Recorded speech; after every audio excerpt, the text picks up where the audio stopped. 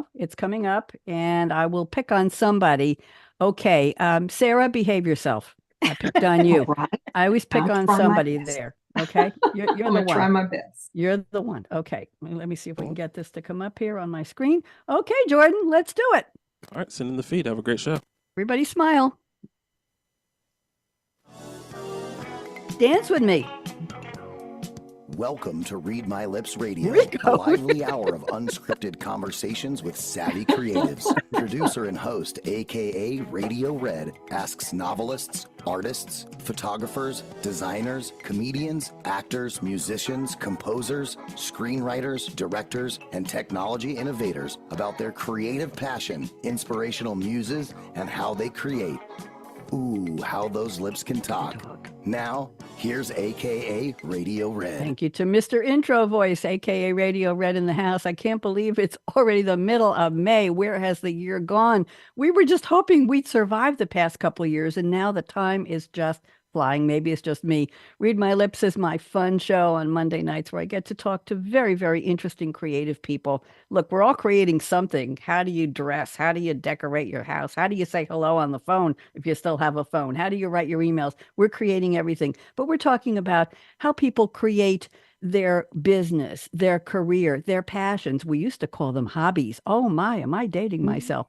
How do we create what we do? What's unique and interesting? And maybe we'll inspire some of the people in our audience. Panelists, before I introduce you, just wave hello to LinkedIn, wave hello to Facebook, wave hello to YouTube, and wave hello virtually there. I'm resetting LinkedIn. Wave hello virtually to Voice America Variety. I'm sorry, we're on the Empowerment Channel tonight. I have shows on every channel. So there you go. And say hello virtually to wonderful Jordan Henson, who is my engineer today. And Jordan did sound checks for all of you. So before we get started, we have so much to do. I want you all to make the letter L with your thumb and forefinger. That's it. Sarah's got it. Everybody good. Okay. On the count of three, please join me in saying exactly at the speed, hello, L, L, L. 1, 2, 3. Hello, L, L, L. Jordan, would you go into the list of successful panelists with the LLL? I think they tied for second place on this one. We had a really good NSYNC group last week. You're tied for second out of about 1,000 sets of guests. So I want to compliment you. LLL is, Teri, you can put your hand down. LLL is lovely, lanky Laura Legs, our most loyal listener. She's not listening tonight. She's at the doctor, but she will listen on demand later. And I met her years ago at a dance class. We were taking dancing. I wasn't teaching that class, but I was learning something, and we became friends. And at 6:01, the nights she's able to listen, she will write a little report on what all of my guests said, and she'll send me an email. And she calls me Beautiful, Gorgeous Lady of Red. That's my new name with Laura. So LL, and I've tried to get her to move to a place that starts with L because Rico, she lives in Whitestone, New York, and that's a W, and it doesn't go with the LLL. So I thought I would move her to London. I took up a fake GoFundMe a couple years ago and didn't raise a lot of money because it was fake, but I admit that. Then I moved to a place that started with L, and I'm in Loudon, Tennessee. I wanted to move to London, but Sara, I tilted my head when I looked at London, and the first N in London turned into a U, and I accidentally moved to Loudon, And Tennessee. you said Loudon will do. Loudon will do. That's right, lady. You got it. Loudon will do. And so I'm trying to get Laura to move to Loudon. So I have a little poem I want to read. And by the way, just so we all know, it's May 13th. It's the 134th day of 2024 in the Gregorian calendar. And just so you all know, we used to use something called the Julian calendar. And then along came Gregory, Gregor, whatever his mommy called him, probably before he became a pope. And he said, I don't like the Julian calendar because there's a gap. Did you know, Rico and Teri and Sara, that if your birthday was in approximately October 3rd to October 14th, you wouldn't have been able to celebrate it because the old calendar had a gap of almost 2 weeks in there because if Julian didn't know how to do the extra days from the revolution of the moon. So Gregorian said, Grego came in and said, hey, I got a better formula for that. I got an algorithm. Of course, he didn't say it like that. He was talking Latin. In Latin, I can't say it in Latin. So I told you I'm the low budget warm-up comedian. Yes, here we are. Anyway, so he changed it and put in what we know as leap years and extra days, and he put them just right so everybody gets a birthday. Good for all of you. So here we go now. I'm going to read a little poem, and I have a little verse for each of you in your honor. And when I say your name, just wave furiously, or do something. Okay, so here we go. Upon the Read My Lips stage, where creativity takes flight, aka Radio Red, that's me, rules her red mic in the live streaming light. Today's episode, The Flight of Creativity, takes its course with 3 creative panelists sharing their stories with force. You all have to talk with force now. There you go. Rico Racofsky. From a small Pennsylvania town, he arose, dreaming of skies and art where imagination flows. As a pilot and an artist, creativity knows no bounds, guiding others to make positive choices. Rico's wisdom resounds. Do you like that, Rico? Thank you. I love it. I rent the poems out, by the way. I'll negotiate a fee for you later. Okay. I want you to know. I'll be right with you. There you go. Sara Freeman Smith, CEO and advocate for all from the South's inner city. She answered her call. Through challenges, she soared. Although her sight may be gone, Sara's compassion remains strong, inspiring others to carry on. Sara, I hope you like that. I love it. Oh, I love it. Good. Awesome. I'll rent that to you also. Teri Peacocks, a consultant, life strategist, and caregiver wise. For over 40 years, she's helped people dream to rise. Co-author of Women Who Dream and the Recipe for Success, Teri challenges the status quo to end distress. Teri, do you like that? Okay, I'll tell you how I did this in a minute. So tune in, watch, or listen. Well, you're already watching or listen. There you go. And let your spirits soar as we board the flight of creativity with cool conversations and more. What'd y'all think? Pretty cool? Love it. It was Thank you awesome. very So much. cool. Now, I took all of, I'll tell you how I did it. I took all of your bios and I fed them into ChatGPT, and I gave it a little bit. The title of the episode in honor of Rico is The Flight of Creativity. I have to say, come up with a different name every week. And then I said, write a poem for each of my creative guests and do something with my opening and my closing. And of course, it has to say, akaRadioRed, Read My Lips Radio, and Scarlett mic. That's a given.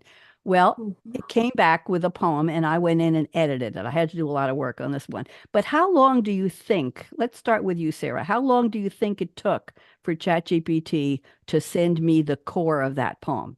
What do you think? How much time? Yep. I must fess up. I listened 2.25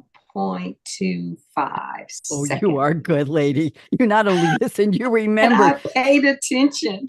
Oh my goodness. Teri. If Sara didn't say that, how long would you have said? What do you think? I would have said the same because I also took notes. So I was prepared. Rico, how long do you think it would have taken? I would have said less than 15 seconds. There you go. See, that's what most people say. The deal is that I put everything in, and I think it's a little bit of a mystery. I don't know whether as I'm copying and pasting my content, your bios into the box, before I hit the arrow to upload it, it may be pulling it in because it's so fast, 2.25 seconds, it comes back with the full poem. It has ingested everything I sent it. It's on the amazing side. I did a lot of work on the rhymes. Yes, I love this opportunity. I'm a poet as well, but when I'm part of the Writer's Digest poetry group, and I never use AI for any of my poems. It's just not fun to do that. But anyway, so there you go. So now that we've all heard a little teeny bit about you, we want to get to know who you really are. So here's the speaker order for today. It's Rico, it's Sara, and it's Teri. I love you all, Teri, but somebody had to be first, somebody had to be second, somebody had to be third. So there you go. Equal time for all. So Rico, I'm putting you on speaker view. Would you please do me the honor of telling us in 3 minutes, condense your entire life into 3 minutes. Rico, talk to us about your creativity and welcome. Well, first of all, it's an honor and a privilege, and I'm usually used to. I was one of the shortest guys in school, so I'm not used to being at the beginning of. I'm not used to being first, so it's one of those things where I'm used to. I used to be more toward the end of the line, and I usually hung out at the back of the classroom. So, thank you for this opportunity to step forward into the front of the classroom with the first person. I grew up in a small, as you mentioned earlier, Radio Red. I grew up in a small Pennsylvania, in Western Pennsylvania, coal mining and steel town, and both sides of my family were coal miners. And I dreamed of art, and I dreamed of flying. And my grandfather, who immigrated from Croatia, said, "You crazy man, flying for the birds," which translates into "you're crazy, flying is for the birds." And and his accent. And I'd laugh and I'd say, Grandpa, you'd never catch me down in a coal mine. And he'd just laugh and say, it's easy work. So as I went through school, I got my first glimpse at what I'm doing today and what we're going to talk about on some of these things about creativity. My senior year in high school, went to a small high school, and my guidance counselor, as I'm walking out, I'll never forget this. And I want everybody to understand that I was not upset one bit by this. I'm walking out the door, and the guidance counselor says, Mr. Racofsky. Of course, you stop and freeze. And I turned and I remember looked to my left, and she said, you're never going to get to be a pilot, a pilot for the military. You need to go to junior college. And I respectfully probably said yes. And so I walked out and I looked up the sky and I kind of went, that doesn't sound right. I'm going to apply anyway. And so, long story made short, 3 tries later, 7 years later, I finally got into flight school and got to start living my dream. And it also, that was what I call Just Two Choices moment, which is the name of one of my books. I had the opportunity to either believe my guidance counselor or believe in myself, which I didn't know at the time, but that's what happened. And that's kind of what got me on this journey to help other people to recognize their opportunities and to listen to their own heart. Rico, thank you. And tell us, I noticed in your bio, you said you're an artist too. What kind of art do you do? I like to do landscape drawings. Yeah, and that's how I really started. I probably would have ended up an art teacher an art teacher out of college, but at the last minute, I got this opportunity to at least get in the line to get into the flying game for the military, and I took that step, and it took me away from art, but it has applied quite well in writing the books. Thank you very much and welcome. And you and I were talking before the show. I think we might have met at the Publicity Summit in New York many, many years ago. So there you go. Small world all over again. Just keeps going around and going around. Thank you, Rico. Sara Freeman Smith, I met you also at the virtual summit a couple of weeks ago. I'm delighted to have you, and I'm putting you on speaker view. Sara, kindly tell us who you are and what's your creativity about. Go ahead. Oh, great. Well, thanks so very much for this opportunity. I'm so thrilled. And a little bit about me: I'm a Southern girl, grew up in the South in Texas, and then took a detour to Southern California and attended school there in Los Angeles. And Rico alumni, USC Trojan. I read that, and came back to Texas and started my career for about 40 years. I loved helping people find jobs. I started as a recruiter, eventually went into recruiting leadership. But midway through my career, I began to lose my vision. And unbeknownst to me, after a couple of years of numerous tests, was given a diagnosis that it was a genetic condition and it was uncurable, and that it would lead to total blindness. And all they could do is just try to slow some of the degradation of my vision down. And ultimately today I'm at about 95% vision loss. But I had to get off my pity party. Yes, I was on it. And it's like grieving. But I had to determine that my situation did not have to determine my destiny. I still was Sara. I just had to figure out how to do a workaround with helping people find jobs. And as I tell people, I had to take a big dose of my own medicine. I had written a self-help book 25 years earlier. And in it, it was talking about how you reinvent and find your purpose. And so I took a dose and said, dust your tail off and get up and get off this pity party and into a propel party. So I was able to continue to work with a lot of workarounds, but I also became a disability advocate in the process, because it is very challenging for people with disabilities to be able to get good, solid employment. So now I've reinvented myself another time. I'm a career navigator and disability advocate. So I love sharing with people. If I can do it without vision, what's your excuse?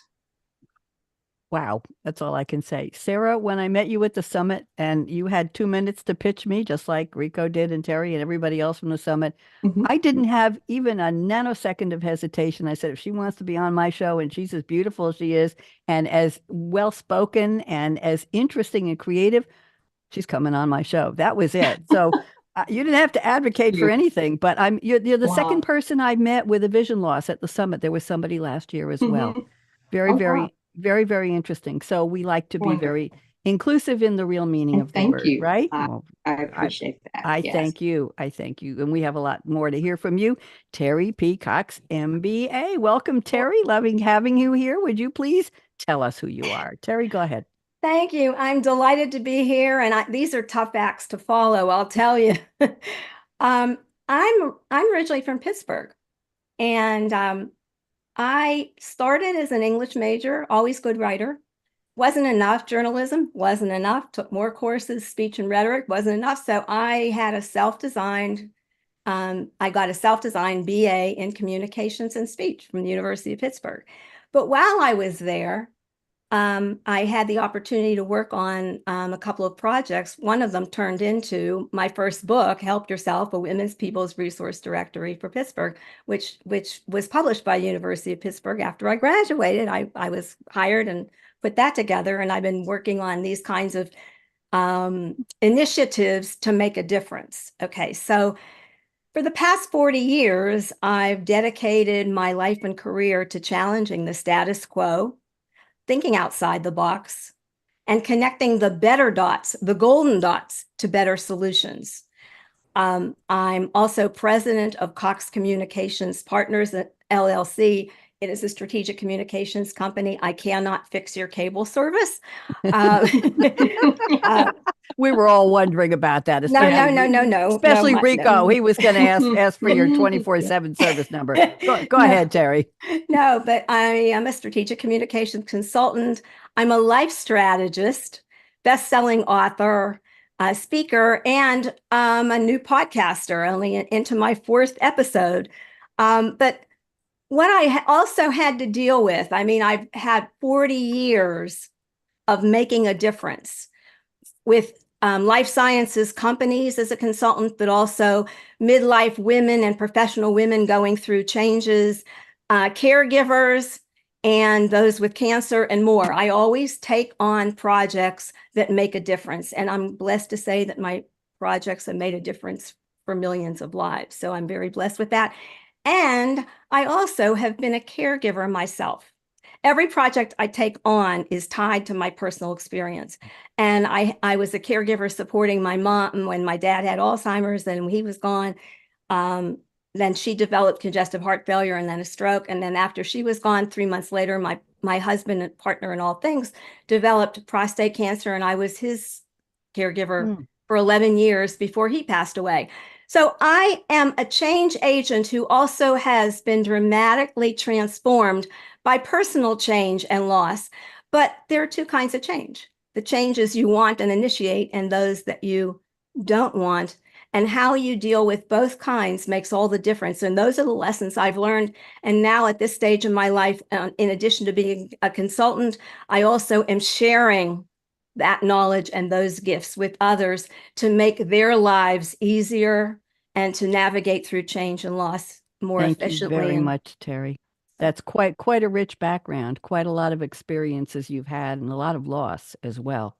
And you're still smiling and you're still thriving. And I think I hear all 3 of you. There's a will, there's a way, right, Sara? Where there's a will, where there's an energy, where there's a strategy of survival, where there's a will to work around whatever it is that might be stopping you, that wants to stop you, that could be stopping you, and we just keep going. So I want to thank the 3 of you for the bios. I appreciate getting to know you. Just for my listeners and viewers, I get to meet these people in exactly 2 minutes on the clock at the Publicity Summit. I went to 15 breakout rooms, maybe it was 17, and everybody is put on the screen with me, and they get 2 minutes to pitch me. In that 2 minutes, I have to listen. Who are they? What's their story? How creative are they? Do they fit what I'm looking for on my show? Are they articulate? Are they charming? Will they be able to hold their own in a free fall conversation with no net? Can they talk in 3-minute sound bites? And then I have to say to them, Sara Freeman Smith, do you want to be on my show? Good. May 13th is open. Sara. And the monitor is saying 2 minutes are up. I said, wait a minute, Sara, quick, give me your email, give me your phone. And I'm typing into a schedule that's 5 pages long in a Word document. Okay. And then Rico, hi, Rico, how are you? Talk to me. Blah, blah, blah, blah, blah. Rico, you want to be on my show? That's how fast. So I'm first getting to know, even though they sent me you all sent me your bios, I'm really getting to know you as people face to face, thanks to Zoom for the first time. So That's a Yeah. wonderful thing. So there we go. Now it's the time in the show where I've asked each of you to send me a fictional quote from a character in a movie or a TV show or a song lyric, and you're going to relate it to your creativity. Let's take about 3 minutes each one around. And Rico, I'm going to start with yours, and you have sent me a quote. Actually, it's a two-part quote from Star Wars, The Empire Strikes Back, 1980 American epic space opera film. I still don't understand what a space opera is, and a lot of people quote Star Wars on my shows, so I'm still working on that. So here, Luke, played by Mark Hamill, to Yoda, is the dark side stronger?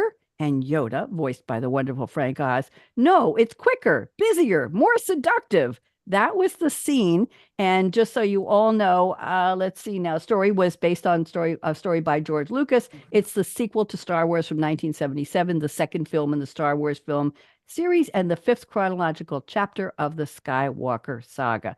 So all of that, now we got that out of the way. Rico, what in the world is this about? What dark side are we? This is a happy show, Rico. What are we talking about? Well, we're talking about my book is called Just Two Choices. And every moment they're just two choices. And this quote relates so much to me from that point of view, in that when it comes to difficult things that we've had happen in our lives, and we're trying to make a change in our life, to me, that's the dark side. We're not able to make that change, or we're meeting, as Sara or as Teri's talked about, some of the other challenges they have in their life. It's much easier, as Yoda says, it's quicker, it's easier, it's more seductive to go down the path of this isn't going to work out. I can't see my way out of this. I'm not sure if there's a solution. To me, that's how I see that. And so when Luke says it's a dark side stronger, he's meaning that some of these things that we either come across in life as challenges in health, for example, or that some things that we've created, that we have a momentum behind them, are we ever going to be able to change? That's how I see that. And so Yoda says, no, it's just quicker, easier, more seductive, because our society in general, I think, teaches us to go down the dark side path of, oh, you'll never be able to solve that. You'll never find a solution for that. There's nobody out there who's going to be able to turn around, you'll be able to have a productive life like Sara, talks about in her situation, and Teri talks about with caregiving that she's done. The answer is there's just two choices. And which are you going to make? The dark side choice, or are you going to make the make the choice that's going to establish you moving in an upward direction to upliftment in life? So, and that's what becomes your new momentum. The dark side no longer exists after you learn how to flip your choices around to the upward momentum, the upward positive side. Thank you, Rico. Very well done. I wasn't sure what you were going to do with that one. Sometimes I get very, very odd quotes. A powerful quote for me. Very powerful. Don't take that personally. I haven't heard that one before. I have a show on under another name. I have a show on Wednesdays called Technology Revolution, the Future of Now. And it's a panel of 4 futurists, and we give predictions. We're currently covering the future of an industry, career, skill, creative genre, and AI, artificial intelligence, every week, doing that theme. The show's been around for a dozen years, but I asked them to send me quotes as well from movies, TV shows, or songs. And it's interesting when business people and nerds like me, I'm a nerd, a geek, tech person, when they're saying, why, you want me to send you a quote from a song, from a movie? I have to talk about what I have to do with. Anyway, it's a riot. I get some pushback from people, but all in all, it's a riot what they pick. And the most favorite is Do or Do Not, There Is No Try by Yoda. That's what, and the other one is, I have a feeling we're not in Kansas anymore, Toto, which is what Judy Garland as Dorothy Gale and said to her dog Toto in the 1939 classic, The Wizard of Oz. So there you go. Those are the 2 most popular. Wow. But the one I like the best is You Ain't Seen Nothing Yet by Bachman Turner Overdrive, because that's what we're talking about with AI. So let's move on. Sara, you have sent a classic quote. I'm going to read it with a little background. The quote is from Forrest Gump, played by also the wonderful Tom Hanks. We got wonderful people in these movies. 1994 epic romantic comedy drama. And Sara, in my travels through all of these quotes, and I love doing the research, I've noticed that comedy drama are the only 2 genres that are hyphenated. Everything else is epic space drama. Mhm. This. Only comedy drama is ever hyphenated, and I don't know why. Forrest Gump is directed by Robert Zemeckis, or Zemeckis, however you pronounce it, written by Eric Roth, based on a 1986 novel by Winston Groom. But the film differed substantially from the book. Great actors: Tom Hanks, Robin Wright, Gary Sinise, Mieleke Williamson, and Sally Field. Woohoo! And it's several decades in the life of Forrest Gump, who is a slow-witted but kind-hearted man from Alabama who witnesses and unwittingly influences several defining historical events in the 20th century USA. And the filming of the photography was mainly in Georgia, North Carolina, and South Carolina. I don't know if anybody knew that. So here we go. Here is the quote Sara has picked. I'm going to do it in the dialect, if that's okay, Sara. Good. Perfect. My mama always said, life was like a box of chocolates. You never know what you're going to get. That's what he says to a nurse who sits down on the park bench waiting for the bus at the bus stop. Sara, I'm putting you on speaker view, dear. What does this have to do with your creativity? Go ahead. Wow, yes. And that was one of my favorite movies too. I love it. But essentially, it's about my personal testimony, my life, and the title of my book, Turning Stones into Gems. When you think about it visually as a word picture, you open up a box of chocolates, and they're different shapes, but they're all chocolates. But until you bite on the inside, do you determine, oh, this is something with a kind of sweet tart cherry inside. This has nuts. This has caramel. This has coconut, but it's all different. But if you want to, what society does, it's just, oh, it's just a box of chocolates. But the real value, the real good stuff, guess what, is on the inside. Same thing for us. And that's what turning stones into gems. And that's what I try to tell people.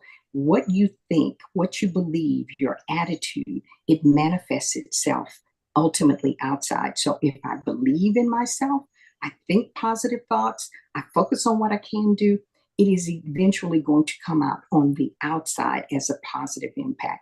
But guess what? Society will judge you totally based on that outward appearance. So that's why I focus always making sure my mindset is right from the inside out, so that what I project and manifest will be received in that positive manner. Because as Forrest Gump's mom says, hey, it's a box of chocolates and you never know what you're going to get until you bite into one. And I want mine to be pleasant when they bite into it. What's your favorite chocolate in the box, Sara? Do you have one? Actually, believe it or not, I don't like chocolate. I am a non-chocoholic. I give away all the chocolates, but I love Can I have them? You sure can. I'll pass it along. I will pass it along. Sara, in your bio, you mentioned you have a company or an organization called You Are, the letter U, the letter R, capitals, GEMS, GEMS. What is that? Did you tell us that yet? Actually, what happened is because when I started speaking and people kept saying you need to write a book, and I was reluctant about writing it because, believe it or not, I didn't think I was creative. I thought creative meant it's a tangible thing. I'm just talking. That's not being creative. Duh. Yes, it is. Okay. So it took me a minute, but when I did, I wanted to tell people, and my ending message was always, you are a gem. Well, I can't make a company U, Y-O-U-R. I just did it phonetically. The letter U, the letter R, and then gems. So you are gems. And that's what I want to impart whenever I encounter someone, if I'm autographing a book, and when I end my speeches. Everyone's a gem. Sara, that is the ultimate creativity, is coming up with a name for an organization, figuring it out, right? Yes. Figuring it out. It's phonetically. Yeah, absolutely. Very, very well done. Thank you. I wanted to ask you about that. Let's go to Teri. Teri, can I ask you what the P stands for? Teri Peacocks? What's the P? Yes, P is Pollock, and that was my maiden name. You know what? I'll tell you what I use for my middle initial and my real name after the show. I don't want to go away from Radio Red, and I'll tell you how I got Radio Red also. Teri has a song quote here. And Teri, do you want to sing it with me? Let me give the background. The music, I didn't know this music was by Giorgio Moroder, who worked with Donna Summer. I was a disco dancer, an exhibition dancer. Yes, put clothes on. Disco dancer and disco instructor back in the day in Eugene, Oregon. And I had a professional dance partner, and we did exhibitions, and we taught hundreds of people all kinds of disco and ballroom. And when I saw Giorgio Moroder wrote the music to this song, it's Flashdance, What a Feeling. It brought back shades of Donna Summer. Irene Cara co-wrote the lyrics with Keith Forsey. She performed the song. Here's interesting. Giorgio Moroder was asked to score the film Flashdance. And Irene Cara and Forsey wrote most of the lyrics after they saw the last scene where the main character auditions for a group of judges as a dancer. They felt the dancer's ambition to succeed, Sarah, you're going to love this, could act as a metaphor for achieving any dream a person has. And they wrote the lyrics describing what it feels like when music inspires someone to dance. The song was used for the scene, and during the opening credits as the main character, we remember this in Flashdance, she was a welder. Very, very interesting. Yes, the song just went gold. Recording Association of America. It sold 1 million copies. Academy Award and Golden Globe for Best Original Song. Irene Cara won Grammy for Best Female Pop Vocal Performance. And it was chosen by the Library of Congress in 2023. But the sad story is they didn't give her the royalties. And she had to go. She had to sue the label. And the backlash was nobody would hire her for music or Hollywood for years. And then the label went and claimed bankruptcy, and she never got her money for writing the song. Anyway, I shouldn't have said that, but here's a song. Well, it was okay. Before the song, I just want to share something. Yes. And it takes place in Pittsburgh, and I live there, and I was living there. I know all the sites when they were filming. I would even watch some of the filming. Who knew? That's even better then. Do you want to sing? You want to sing with me? I'm ready. Okay. 1, 2, 3. What a feeling. Believing. I can have it all. Now I'm dancing for my life. Take your passion, make it happen. Pictures come alive. Now I'm dancing through my life. That's the quote you have picked, Teri. Wow. We did it. I sort of was your supporting chorus. Rico didn't even try to sing. Rico, we were counting on you. We needed the baritone or whatever. Teri, go ahead. Tell us how this describes your creativity. Go ahead. Okay. Well, first of all, I was a klutz growing up. I got all A's, except I got my first B in gym. So I brought my report card home, and my mother asked, well, this great report card, but what about this B? And I told her, I said, I'm just not good. We had stunts we had to do. And so she signed me up for ballet and tap. And this is at the age of 10. And I loved it. In college, I took jazz and modern dance, and I've been dancing ever since. And now this is a new decade of my life, which I'm celebrating. And last year I did Women Who Dream with Kate Butler. And it's all about, this is my decade now. Okay. I've been I've always served clients. I've served my loved ones. It's my time. And I am literally and figuratively dancing through my life nonstop. I'm loving it. That's beautiful. That's beautiful. I will tell you, a radio guest about a year ago quoted a song I had never heard of from a Christian rock group. Now, this is not a faith-based show, and I'm not Christian. And I thought, oh, really? I listened to the song. It became one of my all-time favorites. And if I'm feeling that the day isn't quite going my way, I'll ask Alexa. I have to be careful because she'll hear me in the other room. I'll ask her to play it. And the song is Happy Dance by Mercy Me. It is one of the, Sara, find that song, get it played. Rico, same thing. I think I've heard it. I think I know what you're talking about. The video is a ride. It takes place it looks like a basement or a barn at a wedding. And the group is performing, and they're saying, hey, you in the back with those wooden shoes, come on up, don't be afraid, happy dance. And it's just, I can't play it because I don't have a license for the music, but I will tell you, it's one of and Teri, I didn't even think about it. I thought, oh my God, a Christian, I'm going to have to give the background on the group, but I did it. And then I haven't stopped thanking the woman who brought the song. So we never know where these inspirations are going to come. Right? Sara, do you have a favorite song? Oh, many, many favorites, but probably this is off the beaten path. It's by Gladys Knight, which is one of my favorite artists. And I think it's called The Need to Be. Oh, I'll have to look that. Just allowing me to have my little own spot to stand and not stand behind someone else's shadow. Bravo. Need That's all to I'll be. say. Bravo. Rico, do you have a favorite song? Actually, a favorite artist who does who doesn't have any lyrics to his songs. It's Jonathan Goldman. Does a lot of spiritual music with crystal sound, Mm. really harps and things like that. And so I like listening to the non-lyric type songs, especially when I'm being creative. Sometimes it really just helps me pull Very into nice. the Very, creative. very nice. Well, I find that, I don't know if any of you agree with this, but I find that if I need to think about something serious, something heavy, or if I need to be sad for a reason or let something go, I have certain songs that will trigger tears within the first 3 words of the song. And sometimes I play those songs on purpose when I need to cry and get something out and think something through. It's a very private thing. I won't tell you what I did last week, but I sobbed. And the song was an earworm all week. It's like, get out of there already. Anyway, it was a Natalie Cole song. I'll tell you all after the show. But to me, music, there's such a power of music. It doesn't, it works its way right into your soul, your being, your heart, your mind. It doesn't take over, but I think it's the accompaniment of who we are or who we're trying to be. Teri, you want to say something? Yeah, I just want to say I totally agree. But also, part of my recovery was I connected with meetup groups. Oh, my cat's, she's been quietly sleeping. She's showing up. But anyway, I join meetup groups and there are local bands that are fantastic. I go dancing all the time and I am creative. Like I don't even think about it. I get into the zone. Yep. And if I've had a rough day or something, I can't wait to turn on the music and dance. And I'm just there, it doesn't matter. It's great. Absolutely. I think I think everybody shares that. Little kids will dance. They can't speak. They're still dancing.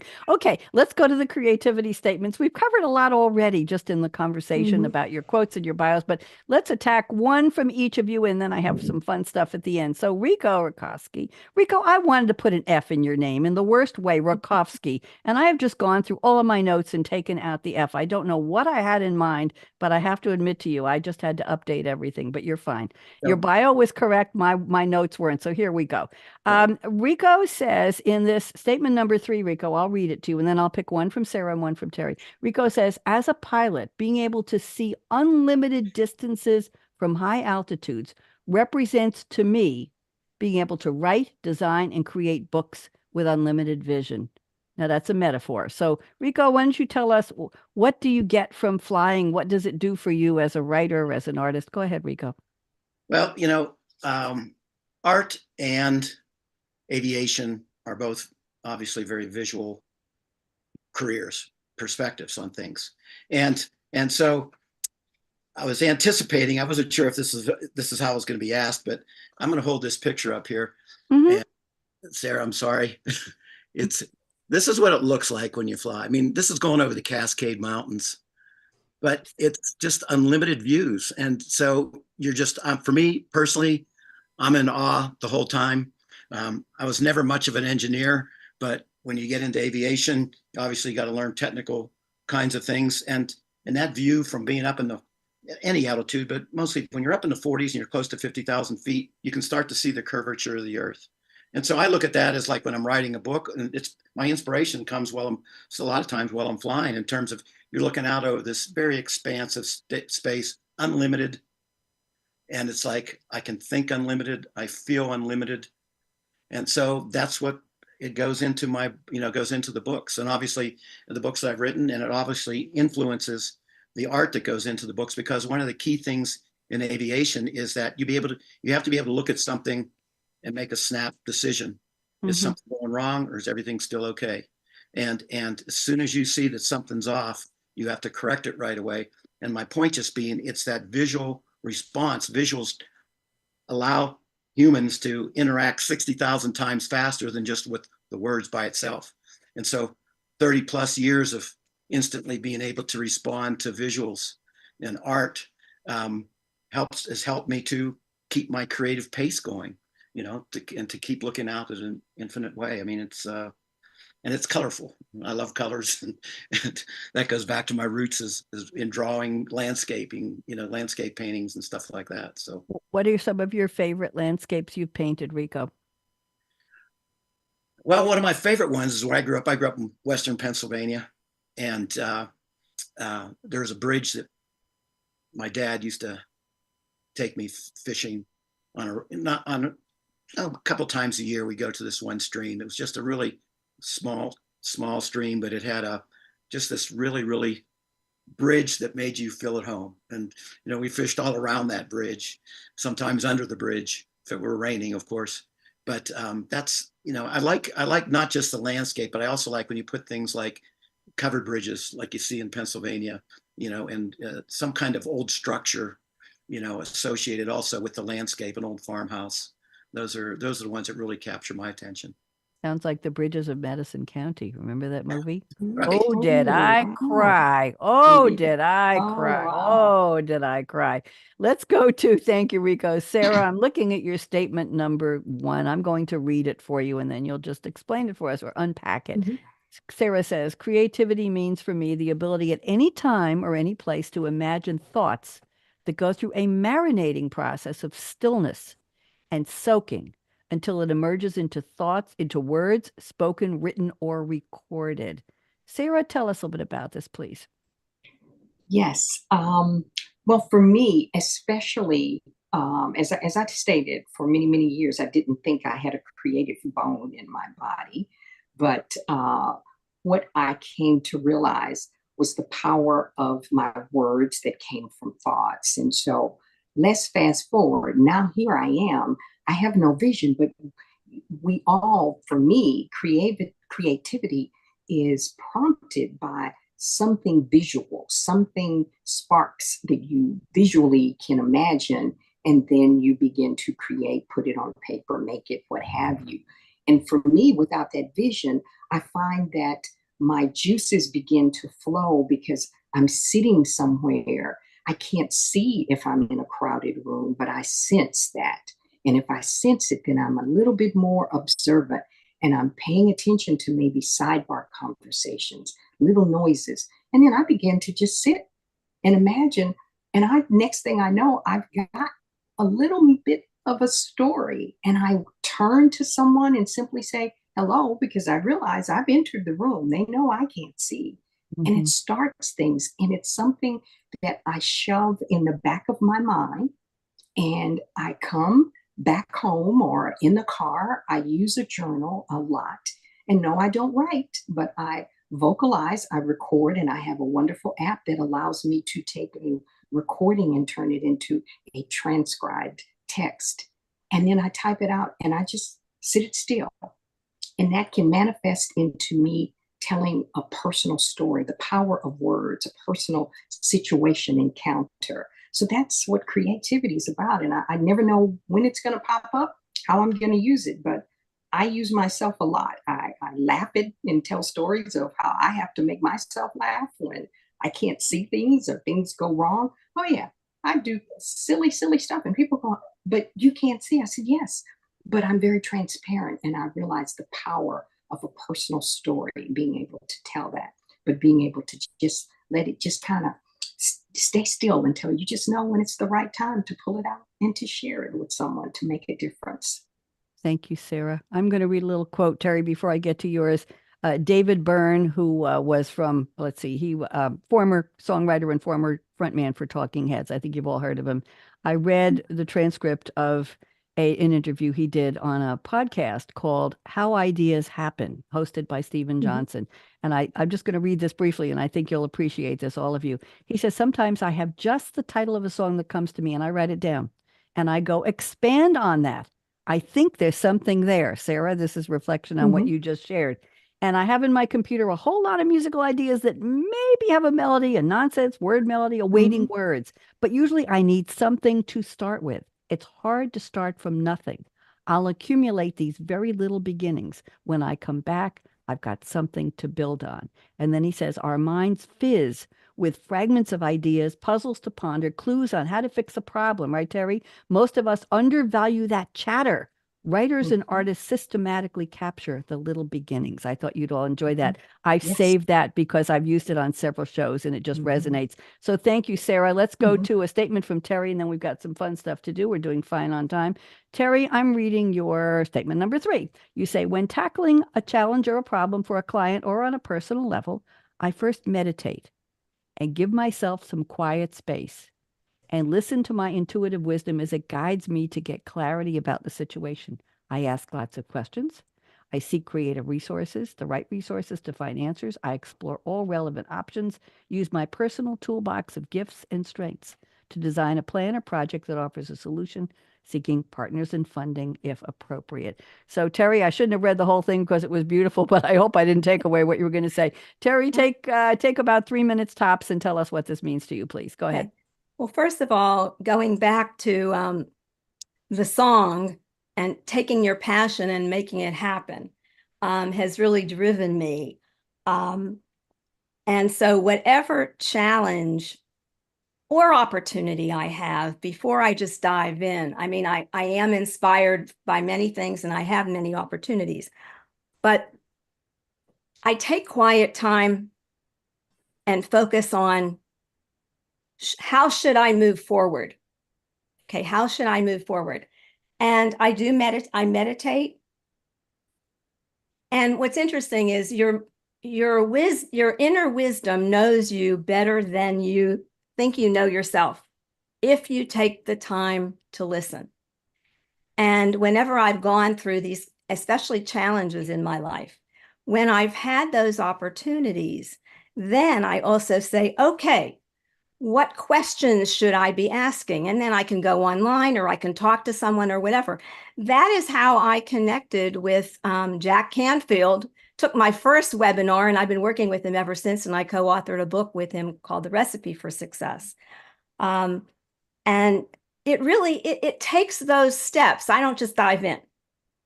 But then I also am strategic and tactical, creative and analytical. And I use all of those gifts as part of my toolbox to how is the best way to go forward. Find the resources, design a path and a proposal. And another thing I do as part of it is I ask lots of questions of my clients or in a personal situation, resources, and then I listen. And then I take that knowledge and combine all of that and then create the plan to go forward. Thank you. Beautifully put. There's a whole lesson plan in there, Teri. Absolutely. Thank you very much. Thank you for the quotes you all picked. Thank you for the statements you all shared. I appreciate that. And I want to have a little different kind of fun now. I have some famous birthdays and not so famous birthdays, some music events in history, but I'm going to start out with celebrity birthday. Today is Stevie Wonder's birthday, Sara Freeman I Smith. know. And Teri and Rico. He's Yes. 74. He was Yes. born Stevland Morris, Motown prodigy, multi-instrumentalist who broke the record for Grammy Awards held by a solo artist with 22 titles. And he released more than 30 top 10 hits. Teri, you can bring your cat on the screen if you want to. That's that's fine. what I mean, I've had her in my lap and then she jumped Bring off. her, give her a I'm just gonna cameo. grab her. Give She's her- a sweetheart and Give she'll her a be quiet. cameo, but I She'll want to be finish quiet. what I'm reading here. Before Okay, here she fame, is. Stevie Wonder signed with Cheers. Stevie Wonder signed with Motown Records when he was 11 years old, and I remember Fingertips Part 2. I bought the 45 RPM record. I remember, and it was amazing. He was 13 years old. His Songs in the Key of Life album, I bought that on vinyl. Oh, Also, number 56, I know, on Rolling Stone magazine's top 500 albums of all time. He only has 9 children. He's only been married 3 times. He played harmonica alongside Barbara Streisand on Can't Help Loving That Man for the Broadway album. Happy birthday, Stevie Wonder. Stephen Colbert is 60 today. I don't have to tell you who he is. There you go. Robert Pattinson, young baby, 38 years old. He was in the, he was in Harry Potter, Goblet of Fire, and he was in the Twilight films. Darius Rucker is 58 today, co-founder and lead singer of Hootie and the Blowfish. There you go.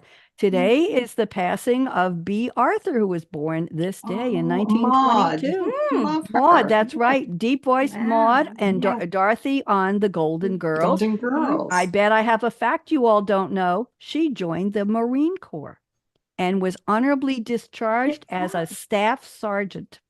Wow. She also Never won a knew. Tony, and no, and I do my research. She also won a Tony in 1996 for the best featured actress in a musical. She played Vera Charles in Mame. There you go. I didn't know that. Now I have 3 people who are celebrating birthdays. I want you to all be very nice because you've never heard of them, I promise. One is on YouTube. We have a young man named Twaimz. Rico, I want you to write this down. Twaimz. He is Wow. 29 years old. And Sara, he only has 4.4 million subscribers. I wanted you to Oh, know that. However, good.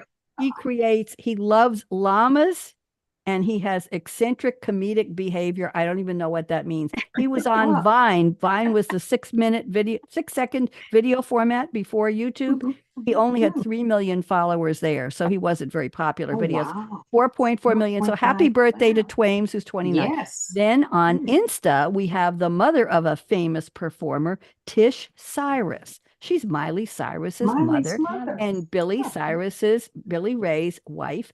She Mhm. has 1.3 million fans on Instagram, and I'd never heard of her. And she produced Miley's films, The Last Song in 2010, LOL in 2012, and So Undercover in 2012 later that year. Happy birthday, Tish Cyrus. And then on TikTok, oh, we have a young man who's 18 today. Happy birthday. His name is the 18. Cologne Boy. He only has 1.2 million. I'll tell you in a minute. He only has 1.2 million followers, but he has 37 million likes. Rico, 37 million Oh, likes. wow. He does product reviews for colognes. He has a collection of over 300 colognes. He started with 3, Wow. now he's got 300. He has Wow. 17 million views on one of his most popular TikToks. His favorite cologne is Xerjoff Alexandria II, and his favorite brand is Parfum de Marly, and he loves to play chess. I'm not sure why they put that in there. I have a little more time. I'll give you some music history. Today in 1970, this date in history, the Beatles documentary Let It Be made its theatrical debut. It was the last movie they made. In 1978 on this day, after 8 weeks at #1, the Bee Gees' Night Fever was replaced by Yvonne Elliman's If I Can't Have You, I Don't Want Nobody. Anyway, I try not to sing. It ruins the show. The Bee Gees also wrote that song, and it was also on the Saturday Night Fever soundtrack. So 8 weeks from Night Fever was replaced by Yvonne Elliman's song, and they wrote it. There you go. In 1997, listen to this. Oprah Winfrey, who had been following Tina Turner's Wildest Dream tour for her talk show and giving away giveaways, she joined Tina Turner on stage at the Greek Theater in LA to perform The Best.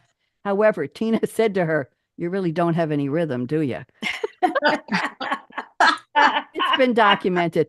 On this day in 2008, I have 3 more minutes. On this day in 2008, Frank Sinatra got a stamp 10 years after his death.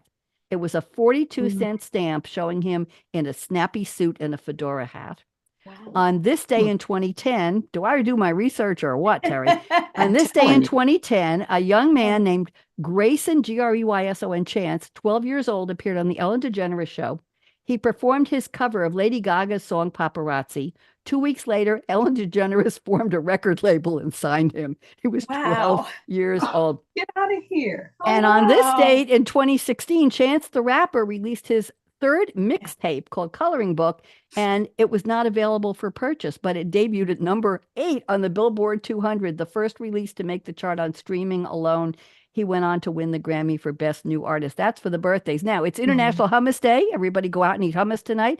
It's National Anita and Drew Day, not together. If you know somebody named Anita, say happy day, not birthday, and same to Drew. It's National Crouton Day. I'm off salt, so I can't have croutons. It's National Frog Jumping Day. Don't ask me. It's National Fruit Cocktail Day. What can I tell you? It's Bike to Work Week. I'll pass. And it's National Volunteering Week. And let's see. May is the month of American cheese. Be kind to animals, get more sleep, chip your pet, creative beginnings, date your mate, gifts from the garden, meditation, inventors, photography, tennis, walking. Don't be walking at the same time. Small business, and it's the month of zombie awareness. I have no idea why. It's International Drum Month. It's Respect for Chickens Month, and it's Respect for Victorious Women Month. That's for you, Sara and Teri. The foods in the month of May are asparagus, anything barbecue, chocolate custard, egg, hamburger, salad, salsa, strawberry, and vinegar. Now, in 2010, I've got to close now. In 2014, I had a list of the top 10 tips for women, and I saved that list.